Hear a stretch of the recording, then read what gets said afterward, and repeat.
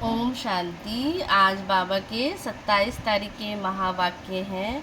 बाबा ने कहा, मीठे बच्चे, चैतन्य अवस्था में रह बाप को याद करना है। सुन्न अवस्था में चले जाना या नींद करना ये कोई योग नहीं है ना। सुन्न अवस्था में चले जाना, बाबा कहते हैं, ये कोई योग नहीं है। प्रश्न है, तुम्हें आंखें बंद करके बैठने की मना क्यों की जाती है? आंखें बंद करके बैठने की मना क्यों की जाती है?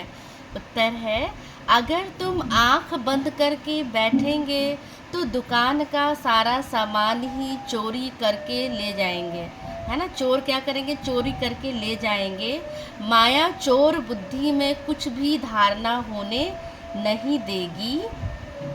आंख बंद करके योग में बैठेंगे तो नींद आ जाएगी, पता ही नहीं चलेगा।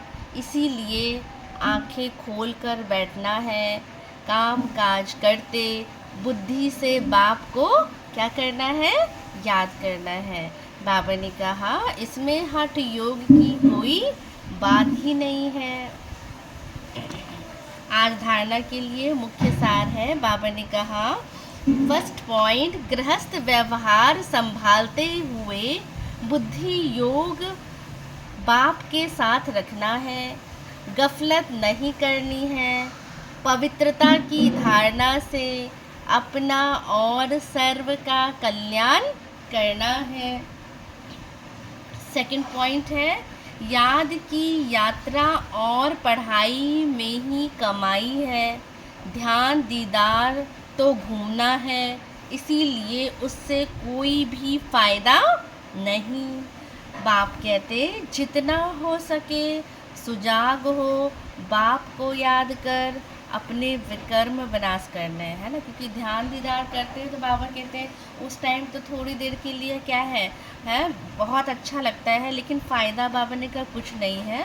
फ़ायदा है ही सुजाग होकर बाप को याद करने में, तभी हमारे विकर्म सब दग्ध होंगे, विनाश होंगे।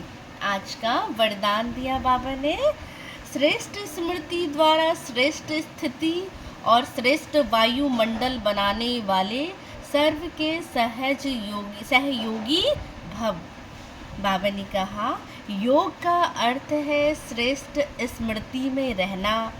मैं श्रेष्ठ आत्मा बाप की संतान हूँ। जब ऐसी स्मृति रहती है तो स्थिति श्रेष्ठ हो जाती है। इस श्रेष्ठ स्थिति से श्रेष्ठ वायुमंडल स्वतः बनता है। तो बाबा ने कहा, जो अनेक आत्माओं को अपनी ओर आकर्षित करता है, तो इसलिए बाबा के वायुमंडल बनाएंगे श्रेष्ठ, तो स्थिति ऑटोमेटिकली क्या है? श्रेष्ठ हो जाएगी। जहाँ भी आप आत्माएं योग में रहकर कर्म करती हो, वहाँ का वातावरण, वायुमंडल औरों को भी सहयोग देता है। ऐसी सहयोगी आत्माएं बाप को और विश्व को क्या लगती है? प्रिय हो जाती है। जो ऐसी आत्माएं हैं उनको बाबा कहते क्या है?